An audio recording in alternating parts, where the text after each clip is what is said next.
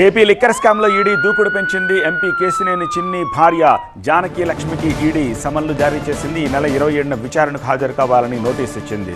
Pride Infracon LLP కంపెనీతోటి రాజ్ కసిరెడ్డి లింకులపై ED ఆరా తీస్తోంది. లిక్కర్ స్కామ్ లాభాల్లో షేర్ ఉన్నట్టుగా ఈడీ అనుమానం వ్యక్తం చేస్తోంది. గతంలోనూ జానకి లక్ష్మికి ఈడీ సమన్లు జారీ అయ్యాయి. తాజాగా మరోసారి సమన్లు జారీ చేసింది ఈడీ. ఏపీలో లిక్కర్ స్కామ్ వెలుగులోకి రాగానే మాజీ ఎంపీ కేశినేని నాని తన సోదరుడు చిన్నిపై ఆరోపణలు చేశారు. రాజ్ కసిరెడ్డితోటి చిన్నికి సంబంధాలున్నాయని ఆరోపించారు ఆయన. అప్పుడే ఎక్స్ వేదికగా అన్నదమ్ముల మధ్య మాటల యుద్ధం జరిగింది.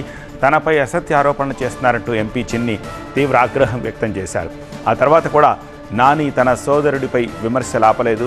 రాజ్ కసిరెడ్డికి చెందిన ప్రైడ్ ఇన్ఫ్రాక్రాలో కేశినేని చిన్ని దంపతులు వాటాదారులని, దీనిపై విచారణ జరిపించాలని చంద్రబాబుకు లేఖ కూడా రాశారు.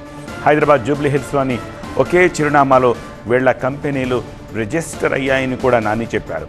ఇక ఇప్పుడు లిక్కర్ కేసులో కీలక పరిణామం ఇది. ఎంపీ కేశినేని చిన్ని భార్య జానకి లక్ష్మికి ఈడీ సమన్లు జారీ చేసింది. ఎల్లుండి ఆమె విచారణకు హాజరు కావాల్సి ఉంది.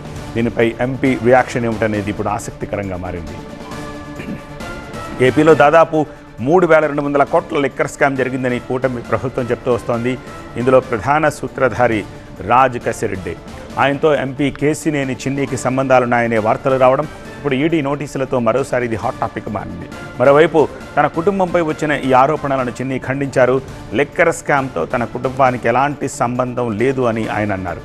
ప్రైడ్ ఇన్ఫ్రాక్రాన్ అనేది స్పెషల్ పర్పస్ వెహికల్ అని 2021 డిసెంబర్లో జూబ్లీ హిల్స్లో దీనిని ప్రారంభించామని అన్నారు. గచ్చిబౌలిలోని ఒక స్థలాన్ని అభివృద్ధి చేయడమే ఈ సంస్థ ఉద్దేశం అన్నారు.